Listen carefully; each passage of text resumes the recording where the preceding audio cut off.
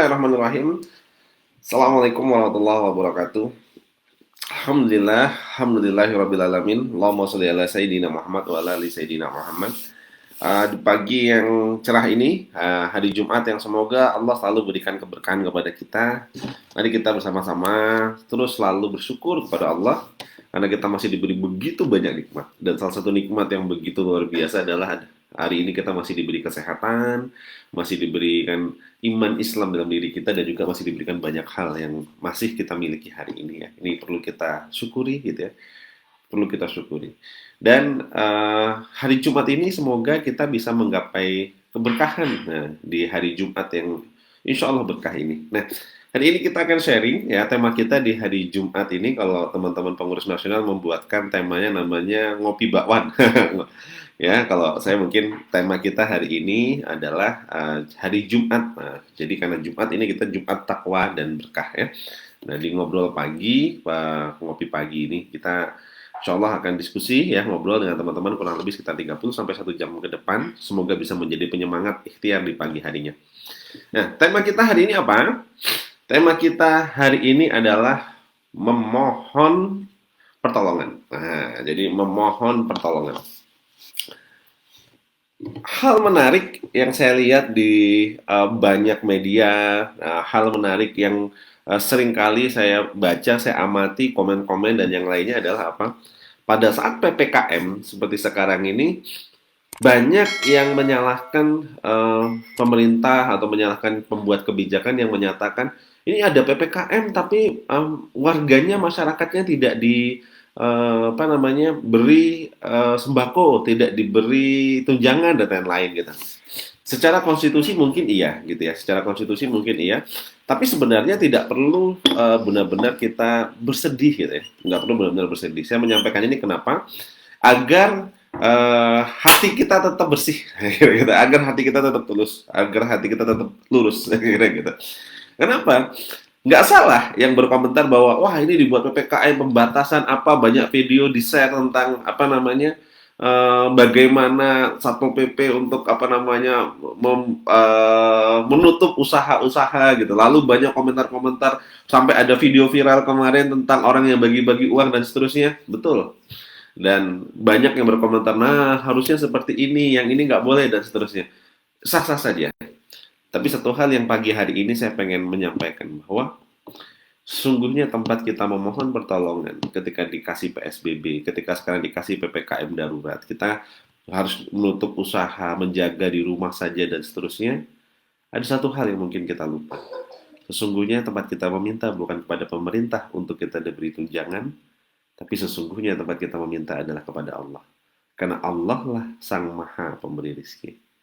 Dan rizki itu nggak akan salah. Bahkan seandainya usaha kita ditutup, rizki tahu alamat kita. Ya. Rizki akan mendatangi kita dimanapun kita berada. Bahkan kalau kita ngelihat seluruh makhluk di muka bumi ini, Allah penuhi rizkinya. Ketika kita nggak sadar, coba misalnya satu saat kita gali-gali ke dalam tanah.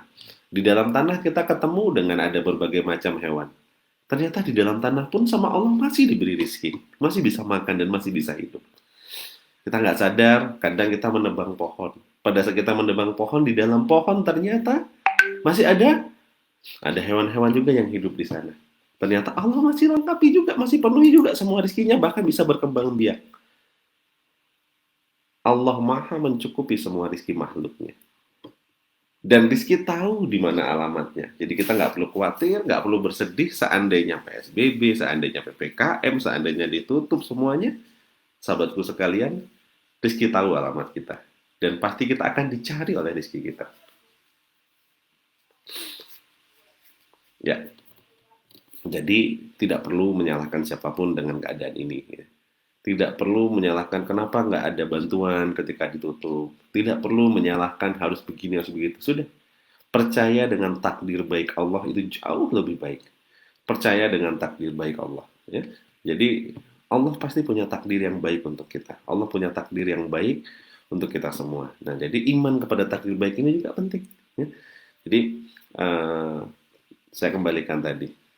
Apa yang harus kita lakukan? Mengamalkan ayat yang selalu kita baca di saat kita sholat. Ummul Quran Al-Fatihah. Ya, benar. Kenapa? Karena di Al-Quran, di Al-Fatihah itu sudah disampaikan gitu. Iya karena abudu wa iya karena nasta'in. Hanya kepadamu lah kami menyembah dan hanya kepadamu lah kami memohon pertolongan. Dan insya Allah, kalau kita hanya memohon pertolongannya kepada Allah, insya Allah Allah akan cukupkan. Ya, Allah akan cukupkan. Minimal loh itu. Minimal Allah akan cukupkan. Ya. Minimalnya itu. Berarti kalau minimalnya dia cukup, berarti seandainya kita terus mendekat, ya, terus mendekat, dan terus meningkatkan takwa. Nah, hari Jumat ini adalah hari yang selalu kita diingatkan untuk meningkatkan takwa. Maka Allah akan kasih jalan keluar. Allah akan kasih datangkan rizki dari jalan yang tidak disangka-sangka. Ya. Di At-Talaq ayat 2 sampai 5 kita baca, ya, itu Allah menjelaskan dengan detail banget siapa bertakwa kepada, ya, bertakwa kepada Allah, maka Allah akan datangkan jalan keluar, solusi atas masalah-masalah kita. Dan Allah akan datangkan rizki dari jalan yang tidak disangka-sangka. Nah, maka sahabatku sekalian, kita dengerin berita misalnya ada orang yang posting PSBB ini harusnya pemerintah memberi ini, memberi ini. Eh, itu nggak salah juga beritanya. Tapi kadang hati kita bisa bergeser. Jadi mintanya seolah-olah bukan sama Allah lagi, tapi mintanya sama siapa? Minta sama pemerintah. Minta dikasihani, minta ini, minta itu. Kita ngeliat ada orang misalnya yang dia buat video konten TikTok viral di lampu merah bagi-bagi uang 100 ribuan gitu ya. Terus mungkin ada yang membayangkan wah enak juga ya kalau saya di sana dapat duit 100 ribu gitu. Dan kita lupa bisa jadi mintanya sebenarnya harusnya kepada Allah bukan yang 100 ribu, 100 miliar dikasih insya Allah. Kira gitu. Kalau kita yakin, nah, maka sahabatku sekalian, ayo kita luruskan.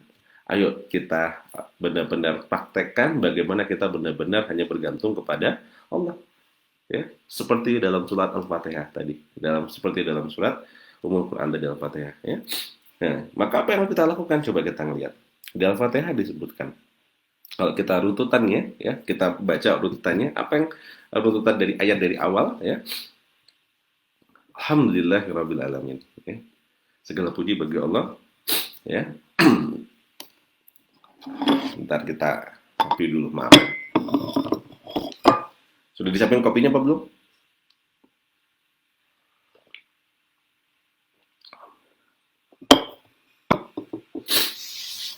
Segala puji bagi Allah Tuhan seluruh sekalian alam. Ar-Rahmanir Rahim yang maha pengasih lagi maha penyayang.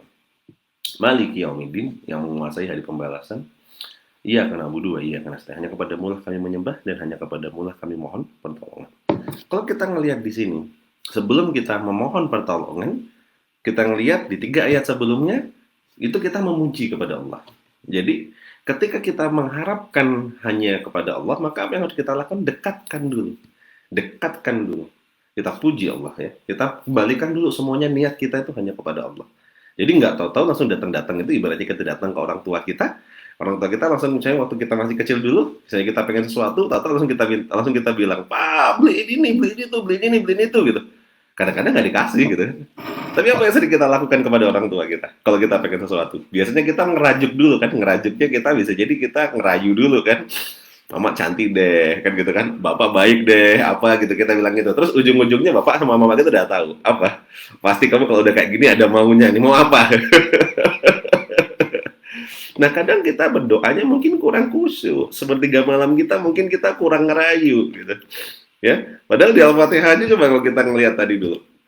Ya, kita ngerayu dulu nih, ngerayu dulu baru ya hanya kepadamu lah kami menyembah dan hanya kepadamu lah kami mohon pertolongan. Nah, maka apa yang harus kita lakukan ya dalam kondisi pandemi kayak sekarang, dalam kondisi yang sulit kayak sekarang ini, dalam kondisi mungkin ya kita jualan juga susah, kita mau ngapa-ngapain susah. Maka saran saya yang pertama sepertiga malam yang terakhir, ayo selalu kita bermunajat, minta sama Allah. Proposal kita minta sama Allah. Dengan cara apa kayak tadi? Latihan untuk ngerayunya dikencengin. Apa? Ya banyakin zikirnya, banyakin istighfarnya, ya, banyakin tilawahnya. Gitu. Nah, insya Allah, ya. Ketika itu kita lakukan, hati kita mulai lembut, hati kita mulai benar-benar hanya bergantung sama Allah, pintu-pintu rizki itu pasti akan kebuka. Ketika satu pintu tertutup, maka akan terbuka pintu yang lain. Terus saja seperti itu. Maka sahabatku sekalian, Salah satu yang harus kita lakukan yang pertama kali hari ini adalah, yuk kita mulai banyakin ngerayu Allah ya. Kita banyakin ngerayu Allah, memuji Allah ya. Nah, selain kita ngerayu Allah, memuji Allah, ada cara yang kedua. Cara yang kedua apa ya? Kalau merayu Allah, memuji Allah tadi dengan cara apa? Ya, dengan cara tadi kita banyakin zikir, banyakin kita sholat malamnya, banyakin kita tilawahnya dan seterusnya. Nah, yang kedua ini adalah gini. Saya dulu kalau mau minta sama bapak, saya kadang takut. Bapak saya galak. Jadi kalau mau minta sama bapak, apa yang saya lakukan? Saya biasanya pendekatan PDKT ke ibu. Jadi ke mama saya bilang, nah gini, ngerayunya mama gitu. Nah, mama nanti akan ngomong ke bapak. Dapat tuh biasanya. Nah, maka kita juga ada yang kedua nih. Ketika kita benar-benar ingin bergantung dengan Allah, yang sering saya lakukan, saya bahkan kalau ingin sesuatu, beli apapun itu, jalur kedua ini saya pakai. Jalur kedua ini apa? Kekasih Allah. Nah, jadi lewat jalur kekasih Allah. Siapa? Ya, Rasul kita Nabi Muhammad SAW. Ya. Apa yang kita lakukan gitu? Rasulullah ini kan kekasihnya Allah. Kalau seandainya doa-doa kita nggak tembus dan kita mungkin dompleng lah kepada Rasulullah, insya Allah, masya Allah luar biasa. Maka apa yang bisa kita lakukan? Salah satu yang bisa kita lakukan, sholawat dibanyakin. Saya ingat banget waktu itu saya bisa jadi bangkrut ya. Sebenarnya kalau kayak pandemi sekarang sih nggak terlalu terpuruk banget. Kenapa? Karena udah pernah ngerasain yang jauh lebih berat gitu ya secara ekonomi atau secara bisnis. Nah, saya pulang dari Jakarta, pulang ke Malang dalam posisi nggak punya apa-apa, yang punya utang gitu ya, utangnya masih banyak gitu. Dalam kondisi sangat terpuruk sekali gitu, bahkan tempat tinggal aja kami nggak punya gitu ya, karena rumah yang dulu kami pakai tempat tinggal sudah jadi tempat produksi. Terus hanya ada satu kantor ya, kantor itu pun ruko ya, jadi di rumah nggak mungkin, tinggal di ruko pun di lantai 2 ruko, ya hanya ada space kosong di lantai 2 yang biasanya jadi kelas gitu. Akhirnya saya pakai tuh lantai 2 ruko tinggal di sana gitu. Saya ngelihat orang tua apa ya namanya? Saya ngelihat orang tua dari anak-anak saya, yaitu istri saya. Saya ngelihat istri saya sedih gitu ngelihat itu ya, malam tidur hanya beralaskan ya bukan kasur tapi hanya apa ya namanya kayak kasur yang tipis gitu, ambal anak-anak saya gitu. Saya ngerasa sedih banget. Ya, jadi saya hanya pas sepertiga malam terakhir saya minta sama Allah, ya Allah, izinkan hamba untuk bisa menjadi seorang orang tua yang baik, menjadi laki-laki yang baik, menjadi ayah yang baik. Hamba pengen ngasih tempat tinggal yang layak gitu. Tapi yang jelas nggak punya apa-apa, yang ada utang yang banyak gitu. Akhirnya keliling-keliling gitu. Ya, akhirnya dapatlah brosur. Ketika berazam itu tahu-tahu ada orang ngasih brosur dari teman, kasihlah brosur perumahan syariah gitu kan.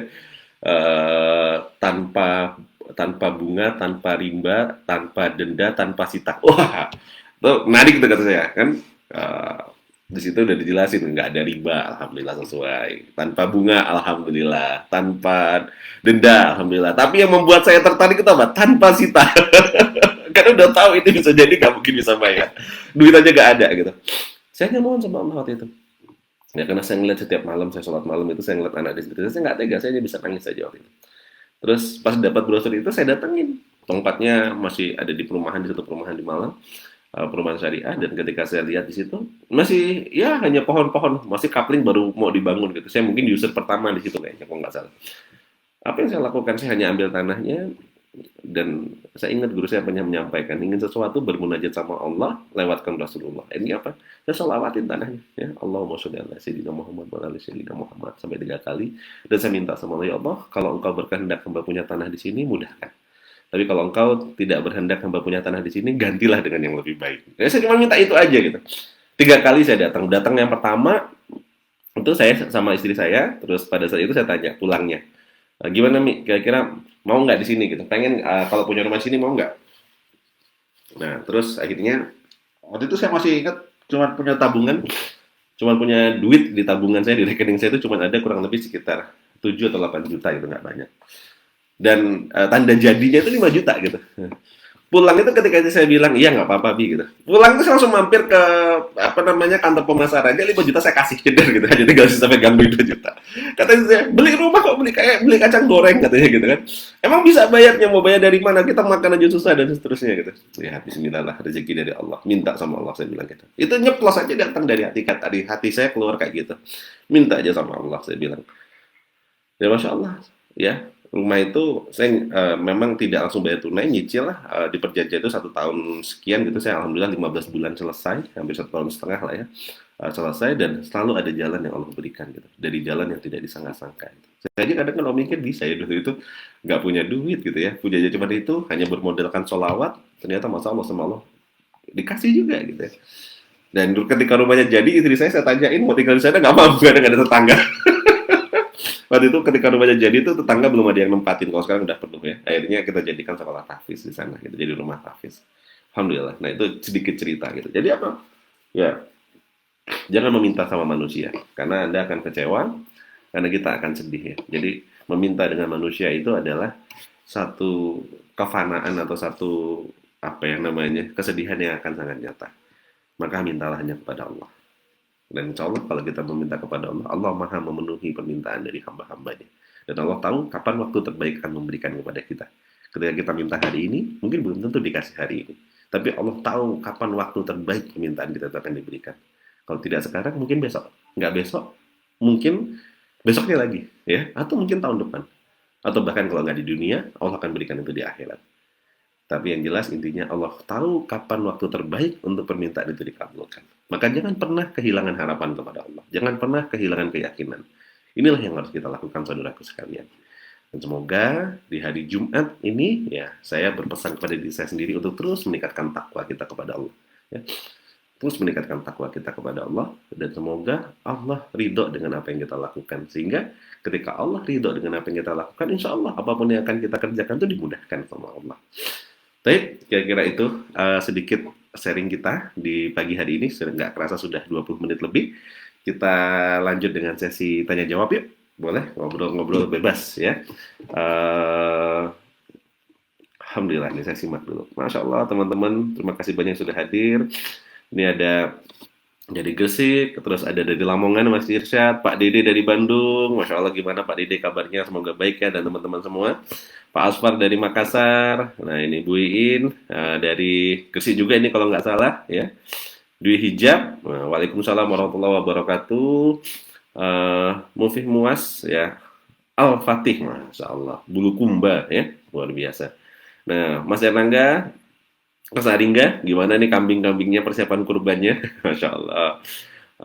Pak Jainuddin ya, Waalaikumsalam warahmatullahi wabarakatuh. Insya Allah walaupun telat masih bisa nyimak kan, karena ngulang lagi nggak masalah. Mas Muhammad Rahim, ya, syukran. Pak Faruk, Masya Allah, Insya Allah tidak dilupakan. Nah, terus Mbak Amel, Masya Allah Mbak Amel. Ya turut berduka kemarin yang Mbak Amel ya, neneknya baru berpulang. Semoga beliau husnul khatimah, Insya Allah husnul khatimah ya, semua amal ibadah diterima. Cek Windy, Masya Allah, terima kasih doanya, doa yang sama Cek Windy dan juga semua teman-teman yang ada di Samarinda. Bu Asma, Yogya hadir, semoga sehat selalu Bu Asma. Zahratul Wardah, Waalaikumsalam warahmatullahi wabarakatuh. Alhamdulillah. Mas Muhammad Haryadi, Abdurrahman, Alhamdulillah, syukran. Mas Prasetyo, Waalaikumsalam warahmatullahi wabarakatuh. Kita doakan semoga orang tua dari Pak Prasetyo Adi yang hari ini sedang diberikan rizki sakit oleh Allah, kita doakan semoga sakitnya ini segera diangkat oleh Allah dan dijadikan sebagai penggugur dosa-dosanya dan segera bisa berkumpul bersama keluarga dalam kondisi yang sehat ya, kita doakan semua bareng-bareng. Saya doain semoga lekas sembuh ya.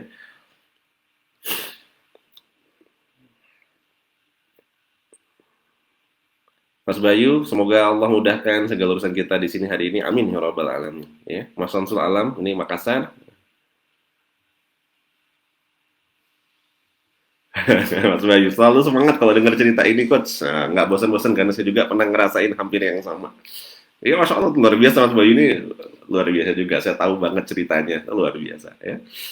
Nah, nah dan teman-teman yang lain yang sudah hadir hari ini ya nggak bisa saya sapa satu persatu. Ya, nah ini saya tunggu kalau ada yang punya pertanyaan untuk kita jadikan bahan diskusi kita di pagi hari ini. Silakan. Sabar menanti masa terbaik dari Allah. Insya Allah harus sabar. Sabar dan sholat itu penolong kita. Ini Allah tahu kapan waktu yang tepat untuk mengabulkan permintaan kita. Iya. Karena Allah yang maha menciptakan kita, yang maha memberikan takdir, dan Allah tahu takdir terbaiknya. Ya, insya Allah kalau kita yakin Allah akan berikan di waktu yang terbaik. Nah, hadir dari Surabaya, terima kasih banyak. Kediri juga hadir. Alhamdulillah sehat Pak Dede, Alhamdulillah. Mas Fajar, syukran, syukran ya.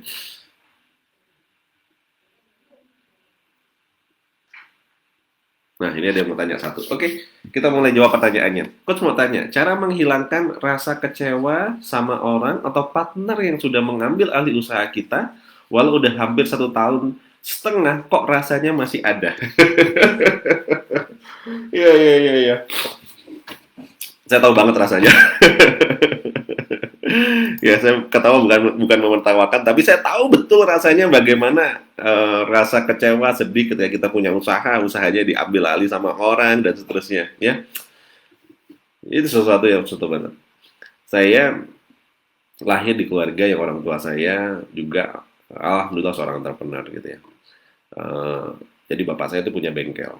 Nah, bengkel ini suatu saat dipegang sama orang lain lah kayak kira gitu. Dipegang ini sebenarnya tadinya awalnya didelegasikan gitu. Jadi orang tua saya punya bengkel di Lampung Selatan, Lampung Barat ya, di Liwah, daerah Liwah sana, daerah Belalau.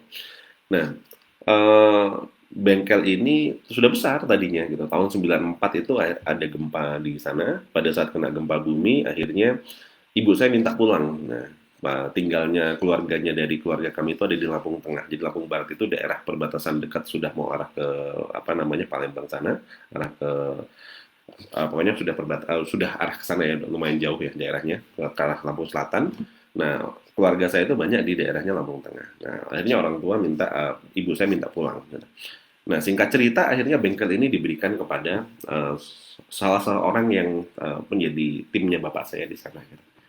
Bengkelnya sudah besar, gitu, sudah sangat besar dan waktu itu sudah cukup untuk menghidupi ya, beberapa orang yang bantu di rumah, gitu, beberapa orang yang bantu juga di bengkel. Jadi ibu saya itu punya beberapa asisten, bapak saya juga punya beberapa orang asisten karyawan lah kira-kira kayak gitu. Jadi sudah cukup cukup cukup baik sekali gitu. Salah satu bengkel terbesar saat itu di daerah itu.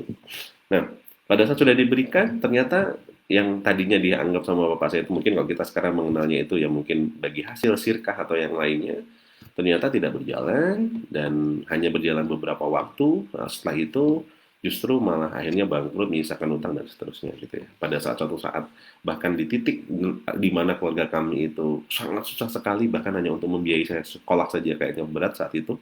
Karena ketika pulang itu dengan hanya modal seadanya bapak ngerintis lagi usaha, tapi usaha di kampung kami itu tidak semudah waktu bapak merantau gitu dan akhirnya di titik itu tuh saya tahu betul hidup kami seperti apa gitu.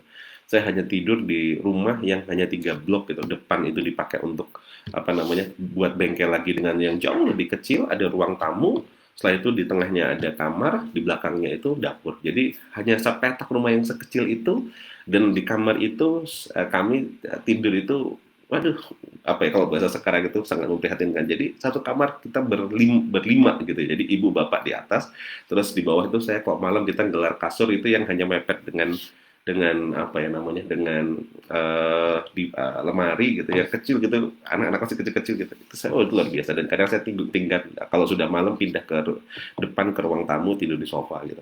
Pernah mengalami masa sekritis itu gitu orang tua saya.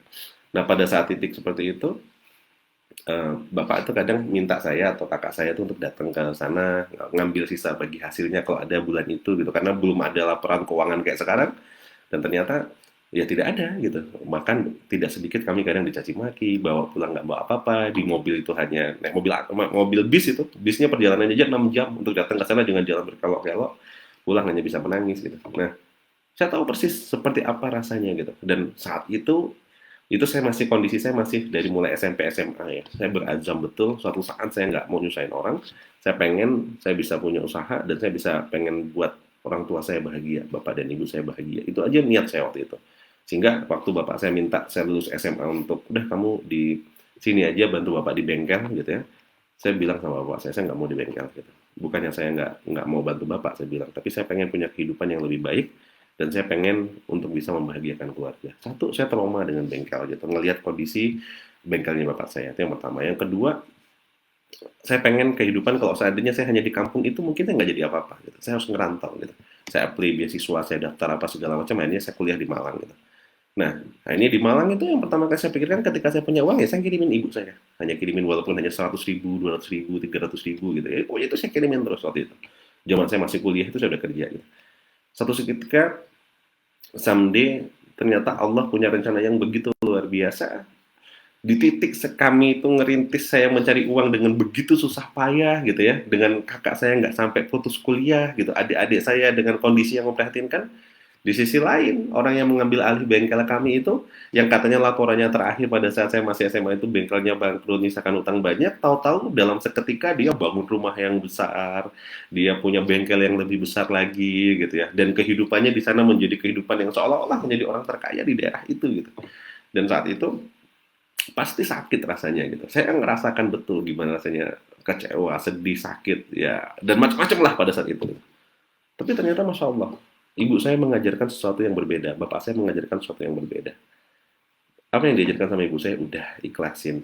Setiap orang punya rizkinya masing-masing. Usaha, produk, apapun itu bisa dicontek, bisa diambil. Tapi rizki itu nggak bisa. Karena setiap orang sudah punya buku rizkinya masing-masing. Masya Allah, luar biasa. Saya itu masih belum bisa waktu itu gitu. Tapi ibu saya mengajarkan hal itu gitu. Dan itu yang menguatkan akhirnya gitu, menguatkan bahwa rizki itu nggak akan ketukar gitu, rizki itu nggak akan ketukar. Someday ketika saya kuliah, saya masih ingat saya masih kuliah waktu itu, mungkin itu berlangsung sekitar 4-5 tahun kemudian gitu ya. Pada saat saya ke sana itu saya ingat banget itu kakak saya baru menikah dan masih belum punya pekerjaan dan seterusnya, sempat ke sana untuk mengambil apa ya namanya sisa-sisa dari bengkel yang ditinggalkan. Itu sampai dicaci maki, sampai diinikan dan seterusnya. Akhirnya kakak saya pulang lagi dengan tangan kosong, hanya membawa beberapa spare part yang sudah bekas dan juga ya kondisi yang sudah tidak layak untuk berusaha. Ketika pulang, nggak lama dari itu kami dengar kabar rumahnya si orang tersebut kebakaran gitu. Kebakaran tapi nggak parah. Terus setelah itu bertubi-tubi dihadapkan dengan masalah sampai akhirnya tergulung sama rentenir, sampai akhirnya bangkrut, sampai akhirnya habis. Dan orang ini sebenarnya dari kampung yang sama dengan ibu saya gitu, kampung yang sama dengan bapak saya. Dan akhirnya dia harus pulang dengan nggak bawa apa-apa, bahkan nggak punya tempat tinggal, nggak punya kendaraan, nggak punya apa-apa, dengan anaknya masih kecil-kecil. Pada saat orang itu balik, di kampung kami itu nggak ada yang mau menampung. Mau suruh tinggal di mana, atau tempat tinggal sementara, nempatin, numpang, apa segala macam, atau membantu. Pada saat dia bangkrut tadi dikejar-kejar sama ya sama rentenir, nggak punya apa-apa, sudah menyedihkan lah kondisinya, nggak ada yang mau bantu. Saya masih dalam hati saya sempat waktu itu saya masih kuliah ya, mungkin masih muda banget, darahnya juga masih berapi-api, sempet terbesit kayak rasa syukurin kapoin ya kayak gitu maksudnya, dengan kondisi kayak gitu, dengan kondisi yang dia pernah begitu sangat menyakitkan kami gitu ya, sempat terlintas kayak gitu gitu. Dan apa yang saya dengar dari kakak saya, orang yang sama-sama pernah disakiti gitu, kakak saya bilang orang tersebut ditampung sama mama sama bapak di rumah gitu ya, dikasih makan, diurusin, dihidupin, dan dengan nggak ada sedikit pun rasa dendam gitu. Di saat orang-orang yang lain mungkin nggak ada yang mau menampung gitu. Dan saat itu saya hanya bisa sedih, hanya bisa bukan sedih, terharu gitu, terharu, dan ibu saya memberi pelajaran yang begitu luar biasa kepada saya, yaitu namanya keikhlasan. Dan saya ngerasa hari ini orang tua saya menjadi orang tua yang mungkin insya Allah bahagia gitu. Salah satu resepnya apa ya, ikhlas gitu. Nah, seringkali yang menjadi penyakit tadi itu apa? Karena apa? Karena hati kita ada yang kadang-kadang susah untuk mengikhlaskan gitu. Saya juga pernah mengalami hal yang sama, tapi ibu saya mengajarkan begitu luar biasanya, dan itu terus menjadi menjadi satu apa ya namanya, menjadi satu pelajaran yang sampai hari ini saya selalu ingat. Bapak saya itu mengajarkan kerja keras, mengajarkan disiplin, mengajarkan ulet, mengajarkan smart gitu. Orang tua bapak saya itu tipikal orang yang seperti itu, sangat keras sekali gitu, sangat disiplin sekali dan smart menurut saya gitu ya. Tapi ibu saya mengajarkan tentang kelembutan, kasih sayang, keikhlasan gitu. Jadi mereka berdua itu guru yang luar biasa gitu. Dan tadi menjawab pertanyaan dari salah satu sahabat tadi yang bertanya, jawabannya adalah ya, rizki itu tidak akan tertukar, buku rizki setiap orang sudah ada, maka ikhlaskan. Karena semua itu adalah ujian dari Allah. apakah kita mampu menempa diri kita menjadi orang yang lebih ikhlas, lebih baik, lebih ridho dengan takdirnya Allah. Selama kita masih berharap, selama kita masih kecewa, itu akan menjadi blok, menjadi tameng, menjadi penutup rezeki kita. Maka apa yang kita lakukan? Saya ingat betul setelah kejadian itu, yang tadi saya ceritakan, bapak dan ibu saya pun pada saat sebelum kejadian itu, kami hidup dengan kondisi yang susah gitu ya. Tapi setelah kejadian itu, saya melihat bapak saya awalnya memang agak berat untuk menerima itu. Tapi ternyata orang tua saya ketika setelah kejadian itu, mereka kayak meninggalkan beban yang berat banget, kayak dilepas des gitu ketika kejadian itu gitu. Ketika menerima menampung di rumah, ngeliat kondisinya, ngurusin dan lain-lain, akhirnya itu kayak beban yang berat banget tuh kayak kayak hilang gitu, das kayak hilang gitu. Nah, ketika sudah hilang itu, akhirnya saya ngelihat mereka itu kayak sama Allah tuh dibukakan pintu-pintu rizkinya gitu. Tahu-tahu akhirnya usahanya berkembang, sawahnya juga berkembang, apa segala macam. Dan saya ngerasa Allah itu luar biasa gitu. Jadi teman-teman kalau hari ini tuh masih ada rasa yang di hatinya itu kayak nggak ikhlas, nggak ridho dengan takdir, dengan apapun segala macam, udah ambil waktu ya, lepaskan itu semua, berdamai dengan diri kita. Ingat, Anda bukan berdamai dengan orang lain yang dibutuhkan. Tapi yang pertama yang harus kita lakukan adalah berdamai dengan diri kita. Ikhlaskan rasa yang membuat kita sakit, gitu, yang membuat kita kecewa, gitu ya, ikhlaskan. Karena semua itu terjadi pasti atas izin Allah. Gitu. Kalau Allah tidak mengizinkan, nggak akan terjadi. Ya, ridho sama Allah, ridho dengan takdir Allah, dan ketika itu sudah kita taruh beban itu, insya Allah tuh kita akan jadi bisa ngelihat begitu banyak pintu-pintu rezeki yang terbuka buat kita. Ya, orang tua saya sudah memberikan contoh yang begitu luar biasa. Saya pun sudah pernah mengalami kondisi-kondisi yang seperti itu, ya sangat berat sekali gitu. Dan insya Allah kalau kita ridho, Allah akan berikan sesuatu yang begitu luar biasa kepada kita. Ya, insya Allah itu jawabannya, teman-teman. Semoga bisa menyemangati pagi hari ini. Ya, ikhlas dengan semua takdir yang Allah berikan kepada kita, ridho dengan semua takdir yang Allah berikan kepada kita. Ketika kita ridho dengan takdir yang Allah berikan kepada kita, apapun itu takdirnya, dan kalau seandainya kita berintrospeksi, kita sudah melakukan kebaikan dan seterusnya, maka pesan saya satu hal. Dari apapun yang terjadi itu pasti ada hikmahnya, ada pelajarannya. Allah memperjalankan kita kepada satu jalan, satu takdir yang dengan cara menguji itu, dengan cara memberi contoh itu, dengan cara memberi ujian itu, akan membuat kita menjadi jauh lebih baik lagi. Gitu. Akan membuat kita jauh lebih baik lagi. Saya sudah mencoba lebih dari 20 bisnis, artinya sudah pernah membuka lebih dari 20 unit usaha, bahkan nggak sedikit yang bangkrut, ya sebagian besar mungkin sudah saya tutup. Bahkan rekor terbesar saya pernah menutup hampir 300 cabang usaha. Waktu saya buka Batagor Jepang itu hampir 300 cabang yang saya tutup. Gitu. Ya, bayangin. Jadi, gitu banyak sekali gitu. Tapi insya Allah, semoga itu menjadi jalan untuk membuat kita lebih baik. Saya kalau nggak pernah ngerasain nutup bisnis, nggak pernah ngerasain jatuh bangun, mungkin nggak akan bisa sharing dengan teman-teman sekarang yang sedang berjuang juga untuk mengembangkan usahanya gitu. Jadi Allah punya takdir yang baik gitu. Allah punya perjalanan yang begitu luar biasa. Salah itu, sahabatku sekalian ya. Jadi, ayo semangat gitu. Harus semangat, yakin ya. Iya karena butuh, iya karena stain. Hanya kepadamu lah kami menyembah ya Allah, dan hanya kamu kepadamu lah kami mohon pertolongan. Ingat ya, nyembah dulu baru mohon pertolongan. Hanya kepadamu lah kami menyembah, nyembah dulu. Ibadahnya diurusin dulu, kencengin dulu. Dan hanya kepadamu lah kami mohon pertolongan. Bung Ray, terima kasih banyak sudah dirangkumin ya, ikhlas, ridho atas semua takdir, dan mohon hanya kepada Allah. Nah, insya Allah itu kalau kita benar-benar meyakini, maka pintu-pintu rizki yang lain pasti akan terbuka ya. Insya itu. Bang Jolvi, ini lama banget nggak ketemu ya. Alhamdulillah bisa gabung. Salam dari Mbak Fitri dan Joharia, insya Allah ya. Ini lama banget nggak pernah ketemu dengan Mas Mas Johar dan juga Mbak Fitri. Mas Joko, insya Allah ikhlas, harus harus ikhlas. Ya. Oke, baik. Ada lagi pertanyaan? Kalau nggak ada, ini sudah jam berapa ini? Harus sudah.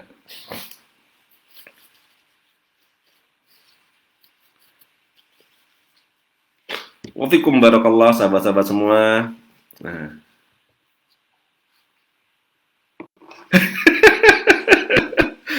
itu saya nggak buka cerita itu bagian itu. Ini mulai dia ditutup edisinya, dibalikin lagi di edisinya. Ya itu perjalanan ya, karena bagi saya bahkan saya sampai di titik itu betul kata Bun Red ya. Beberapa itu saya buyback itu dikembalikan uangnya gitu. Kenapa bagi saya Bisnis dan uang itu masih bisa dicari gitu, masih bisa dicari. Kita masih punya waktu. Tapi yang namanya trust, kepercayaan, persahabatan, ukhuwah itu nggak bisa dibeli gitu. Jadi lebih baik kita kehilangan uang daripada kita kehilangan teman gitu, daripada kita kehilangan persahabatan, daripada kita kehilangan amanah yang sudah Allah titipkan kepada kita. Itu ujian buat kita. Ya. Oh ya, nah ini yang kedua, Mas Bayu ada pertanyaan. Coba terima kasih ini sudah disampaikan. Hmm, Coach tanya. Nah, sebentar. Oke. Mengelola mental di saat, nah, bentar saya cari dulu ini mana ya.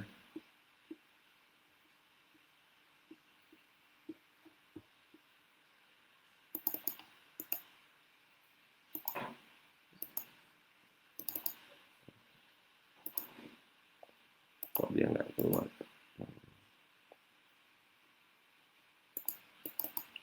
Di saat apa ini, Mas? Bentar, saya cari ini mana ya. Di, kok tidak terlihat. Saya cek dulu. Bagaimana mengelola mental di saat, bentar Mas, tak cek dulu. Oke. Bagaimana mengelola mental di saat, bentar Mas, tak cek dulu.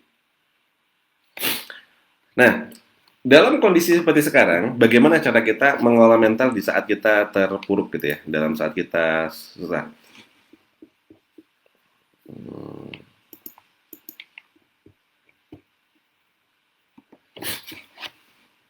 Satu hal yang mungkin diajarkan, jangankan kita gitu ya.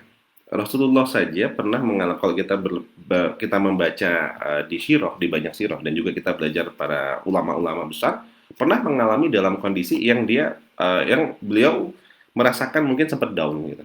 Ya, kalau kita ngelihat dari sejarah turunnya surat Ad-Duha gitu ya, kita ngelihat juga banyak sirah ketika beliau banyak berdiam di apa namanya di Gua Hira dan seterusnya.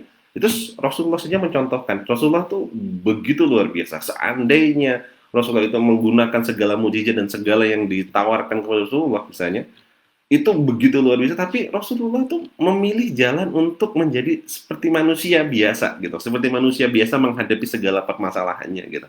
Dan apa yang masalah luar biasa dari situ yang kita ambil pelajarannya? Ketika Rasulullah dalam kondisi down, dalam kondisi ini, pertama kali, nah ini yang saya juga selalu banyak praktekkan gitu ya. Pertama kali yang kita lakukan dalam ketika kita dalam kondisi down, Rasulullah itu masuk gua. Nah, masuk gua itu artinya contoh berdiam diri gitu ya, bermuhasabah. Nah, saya biasanya ketika dalam kondisi down ya untuk memperbaiki mental tadi, biasanya saya bermuhasabah, masuk gua. Gua saya di mana? Gua saya kadang ya bisa di kamar, bisa di kantor, tempat kerja gitu. Gua itu bukan berarti harus cari gua beneran gitu ya. Dan biasanya saya izin sama keluarga di rumah atau izin saya mau masuk gua dulu. Artinya udah tahu jangan diganggu gitu ya. Nah, di situ apa yang kita lakukan ya bermuhasabah yang pertama. Nah, setelah bermuhasabah, satu hal yang sering saya sampaikan, walaupun mungkin menerjemahkan kita mungkin butuh membahas lebih detail, insya Allah nanti mungkin di ngopi pagi kita berikutnya kita akan bahas. Saya menyebutnya namanya berdamai dengan diri sendiri. Berdamai dengan diri sendiri itu gimana? Bahwa kadang musuh yang menjatuhkan kita itu bukan orang lain. Musuh yang menjatuhkan kita itu bukan orang lain. Tapi musuh terbesar atau musuh yang harus kita ajak berdamai itu adalah diri kita sendiri. Kira-kira gitu. Diri kita sendiri yang selalu terngiang melintas di pikiran kita menyampaikan hal-hal yang mungkin negatif dan seterusnya gitu. Jadi kadang ketika kita misalnya bisnisnya lagi sepi, dalam diri kita muncul tuh diri kita yang lain yang dia menyampaikan tentang wah ini karena itu harus gini harus gitu dan seterusnya. Nah ya, nah jadi apa yang harus kita lakukan? Maka yang harus kita lakukan pada saat kita down, ketika diberikan sempit, ketika diberikan satu apa yang namanya dalam satu kondisi yang susah, maka kita apa yang kita lakukan? Pertama berdamai dulu dengan diri kita, bermuhasabah, lihat tiga hal. Nah tiga hal ini kondisi kita itu akan terlihat dalam tiga hal. Kalau kita banyak melakukan salah, ya kita melakukan banyak dosa, kita mungkin dosa-dosa besar kita lakukan, dan Allah kasih satu ketika timpa itu dengan satu masalah, bisa jadi itu azab dari Allah kepada kita. Jadi kita sudah berbuat buruk dan kita mendapatkan balasan gitu. Itu bisa jadi azab. Maka segeralah bertobat. Buat apa mohon benar-benar bertobat nasuha kepada Allah, salat tobat ya. Dan tips dari guru saya adalah lakukan sholat itu 40 rakaat selama 40 hari. Per hari itu 40 rakaat gitu ya. Nah, ini yang penting gitu, bisa dilakukan. Ya. Jadi kalau kita ngerasa kita berbuat buruk, mungkin kita ada hal-hal entah itu syirik, entah itu mungkin zina, entah itu riba, entah itu apapun, dan kita ditimpa satu masalah, bisa jadi itu adalah azab dari Allah, maka segera sholat tobat, segera lakukan pertobatan nasuha. Nah, ini yang pertama. Nah, yang kedua, yang kita lakukan kalau kita ngerasa ya, kita berlakukan itu yang baik-baik gitu. Melakukan yang baik-baik, tapi Allah memberikan kita sesuatu yang sedang tidak baik, kesempitan dan seterusnya. Maka insya Allah itu adalah ujian. Nah, jadi kita bisa melihat kondisi tidak baik, kesempitan itu bisa jadi yang satu tadi itu azab, yang kedua bisa jadi itu adalah ujian buat kita. Nah, maka kalau itu ujian, maka apa? Maka bersabarlah. Bersabarlah dan teruslah mendekat kepada Allah. Jadi kita melakukan baik, kita kayaknya nggak ngerasa melakukan hal-hal yang buruk, insya Allah.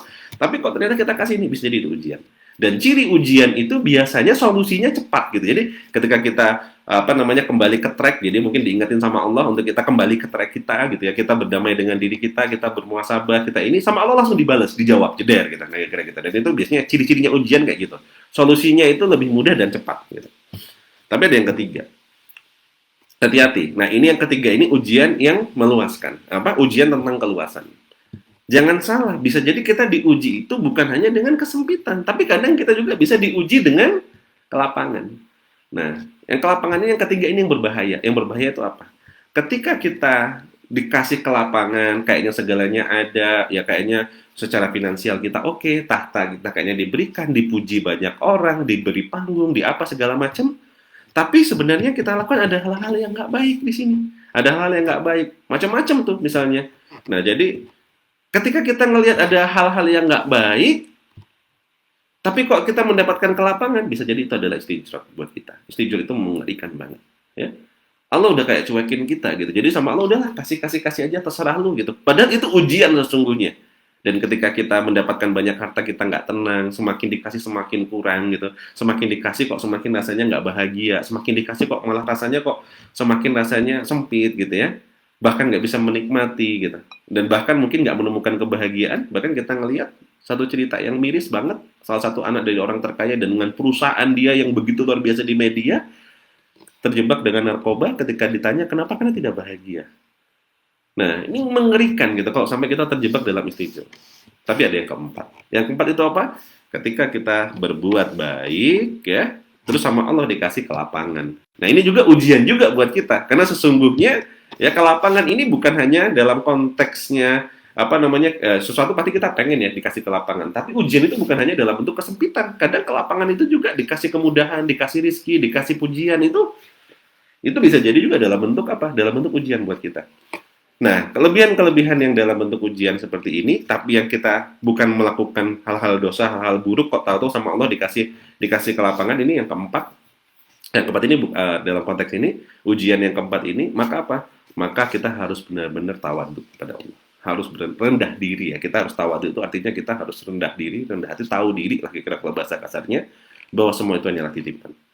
Semua titipan. Kita punya itu semua bukan karena hebatnya kita, tapi karena Allah yang menitipkan. Maka gunakan sebaik-baiknya untuk kemanfaatan dan gunakan sebaik-baiknya untuk tabungan akhirat kita. Ya. Dan insya Allah kalau kita menjadi amanah dengan titipan-titipan Allah itu, Allah akan lipat gandakan.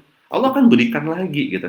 Kalau kita amanah. Kenapa? Kadang kita nggak sadar. Rezeki kita mungkin kecil. Tapi karena kita berbuat banyak kebaikan, sama Allah dititipin. Nah, maka jangan berubah rasa dan hati kita untuk punya rasa memiliki. Bukan, sahabatku sekalian. Itu hanya hak pakai, bukan hak milik gitu. Hak milik kita yang bisa kita makan tiap hari.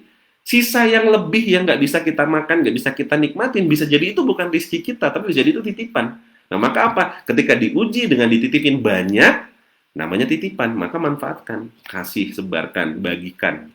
Jadi insya Allah akan tambah terus. Nah, itu kira-kira Mas Bayu untuk menghadapi ya, 2 kesempitan dan 2 kelapangan dari 4 konteks tadi. 2 kesempitan yang insya Allah bisa jadi salah satunya ujian dan salah satunya azab. 2 kelapangan yang bisa jadi insya Allah satunya itu adalah titipan dan satunya adalah istijrat. Nah, maka kita harus memahami dalam 4 konteks itu, kira-kira hidup kita sekarang ini ada di mana. Ya.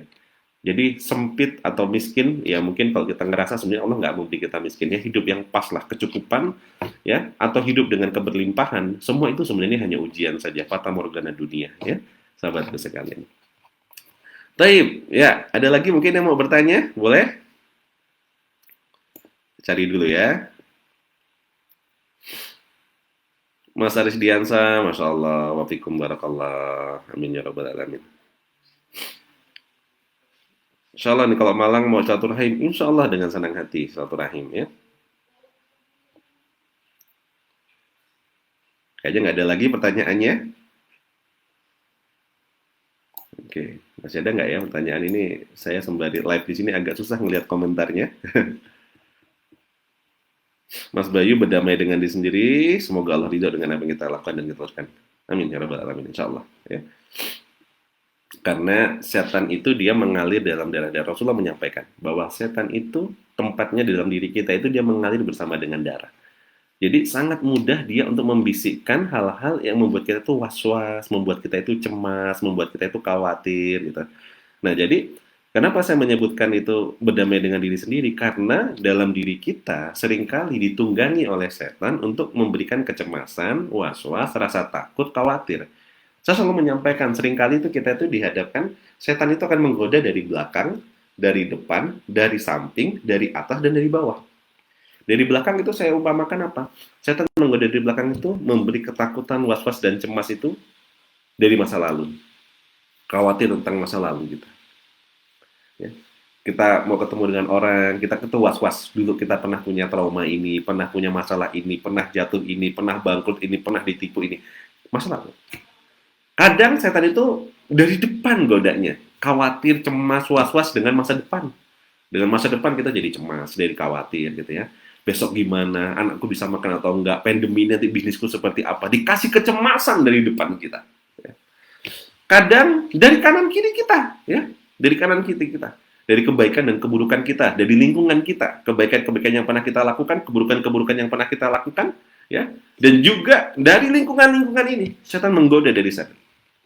Dan kadang setan juga menggoda dari atas dan dari bawah, dari kelapangan dan juga dari kesempitan, dari keberkahan rizki, dari rizki yang lapang, dari harta yang berlimpah, dan juga dari kesempitan dan kemiskinan dan ketakutan dengan itu.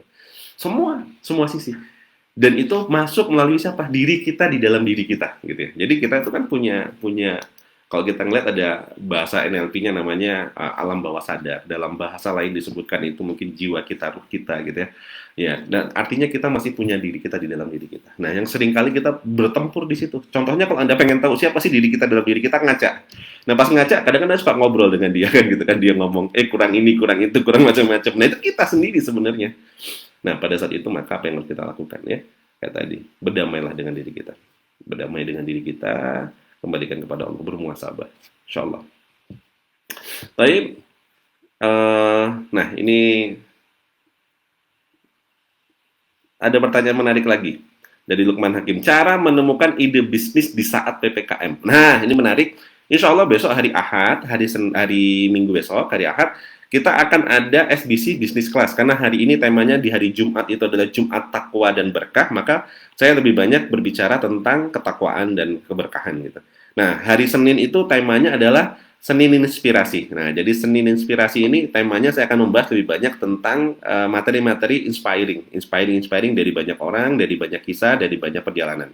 Hari Rabu itu namanya Wirabu Usaha. Saya berbicara tentang tips-tips strategi bisnis. Nah, hari Ahad besok itu ada SBC Business Class yang di sana juga saya akan membahas juga tentang strategi-strategi bisnis dalam masa pandemi. Yang besok mungkin saya akan membahas salah satunya materinya adalah tentang bagaimana adaptasi bisnis di saat PPKM. Saya memberikan ada protokolnya, maka saran saya hadir di hari Ahad besok, nanti di timeline saya share juga linknya untuk pendaftaran acaranya, atau sudah ada, Anda bisa lihat di wall saya, itu ada untuk acara hari Ahad besok. Jadi saran saya nanti bisa ikut, karena untuk strategi ide bisnisnya nanti saya bahas di sana, insyaallah ya, biar lebih tepat ya ininya. Dan dari Mas Joko, wah ini Mas Joko ini mentor masih tanya juga nih, tips apakah ada kisah tentang sholawat coach yang coach duluan praktekkan? Nah, tadi saya ceritain itu sholawat itu yang pada saat saya beli rumah itu bayarnya pakai sholawat. Oh, sholawat itu masalah luar biasa. Kenapa? Karena dalam banyak riwayat disampaikan bahwa Allah saja itu bersolawat kepada Rasulullah gitu. Dalam konteks ini bukan berarti Rasulullah lebih tinggi atau bukan, karena Allah itu saking cintanya kepada Rasulullah gitu. Nah, maka kita pun ya, kita bersolawat kepada Rasulullah itu dalam konteks apa? Ketika alam semesta, makhluk-makhluk di dunia ini itu juga selain berzikir kepada Allah, bersolawat kepada Rasulullah, maka apa? Maka kalau kita mau enak, maka ikutin arus ini. Ikutin arus ini apa? Masuk ke dalam ya arus salawat ini tadi, arus arus zikir dan arus salawat kepada Rasulullah, dan semoga ini akan menjadi sesuatu yang menguatkan kita begitu luar biasa. Menguatkan itu artinya kalau doa kita itu nggak begitu luar biasa, nggak begitu makbul, maka apa yang kita lakukan? Saya merasakan salah satunya ketika umroh ya. Di Raudhah kita berdoa, di tempat-tempat yang mustajabah itu berdoa, itu kayak magnetnya itu luar biasa gitu, dikabulkannya tuh nyata banget gitu, bener-bener luar biasa Masya Allah gitu. Jadi benar-benar kalau kita bicara tentang doa yang makbul, salah satunya di tempat-tempat yang benar-benar sama Allah diberikan keistimewaan, itu benar-benar real gitu. Nah, salah satunya apa? Bayangin itu namanya penguat gitu. Jadi kalau kita sinyal kita lemah, kita deketin BTS gitu, kita deketin dengan penguat sinyal yang kuat, itu kan powerful banget. Nah, sholawat ini kita masuk ke dalam satu lingkup yang begitu luar biasa gitu ya.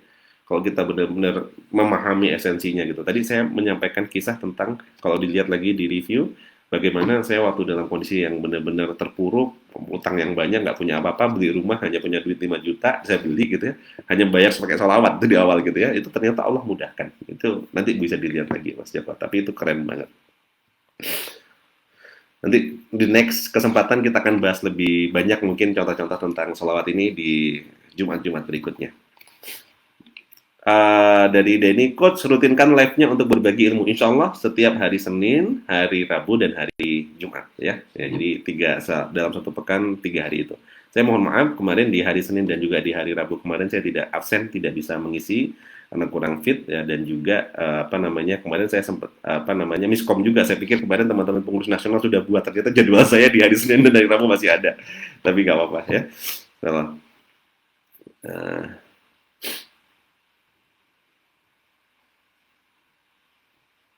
Nah, ini contohnya nih. Coach, bolehkah dari Mbak Desi ya? Bolehkah kita minta kepada Allah untuk mencabut ujian yang diberikan? Misalnya meminta Allah agar segera mencabut ujian wabah ini dari negeri ini. Nah, jadi kita nggak tahu sebenarnya wabah ini apakah ujian ataukah azab dari Allah ataukah peringatan gitu. Nah, karena kita nggak tahu, jadi kalau saya menyampaikan ujian itu seringkali saya tidak minta untuk dicabut. Jadi kalau ujian ya, tapi kalau azab, kalau misalnya itu adalah satu peringatan, kita minta untuk Allah untuk mencabut, ya bisa. Tapi kalau ujian, saya lebih sering kali meminta sama Allah untuk dikuatkan. Nah ini perbedaannya. Apa bedanya? Antara kita meminta untuk dicabut dan apa kita meminta untuk dikuatkan? Kira-kira gini. Kita sekolah.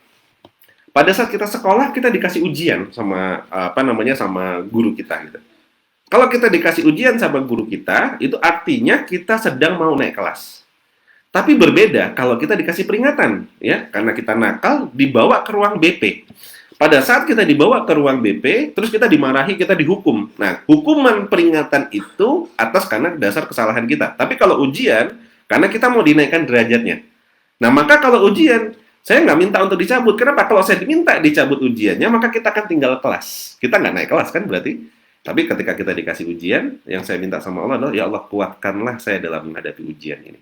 Kuatkanlah bahu-bahu saya, kuatkanlah kaki-kaki saya. Jika ini adalah takdir terbaik darimu, hamba ridho. Hamba ridho. Bahkan seandainya diberikan corona ini, tapi karena corona ini akhirnya membawa kebaikan itu apa? Semakin membuat kita misalnya dekat sama Allah, semakin membuat kita itu sadar, dan semakin membuat umat ini semakin bersatu. Ya bisa jadi itu mungkin yang terbaik gitu. Dan saya tidak mau komplain kepada Allah dengan takdir yang sudah diberikan. Bahkan corona itu ketika masuk dalam tubuh saya, Januari ketika saya kena, saya nggak marah sama dia. Tapi apa yang saya lakukan? Saya pegang seringkali dada saya ketika sakit, saya istighfar. Astagfirullahaladzim, astagfirullahaladzim, astagfirullahaladzim. Allahumma sholli ala sayyidina Muhammad wa ala sayyidina Muhammad. Saya kirimin tuh. Saya kirimin sholawat kepada virusnya juga. Saya kirimin sholawat kepada corona. Saya bilang, hey corona, kamu ini sama saya sama-sama makhluk Allah.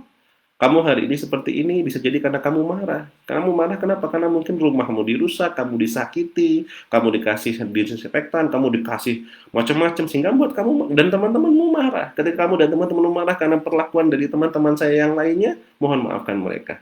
Saya kirimin Al-Fatihah. Saya kirimin Al-Fatihah ya.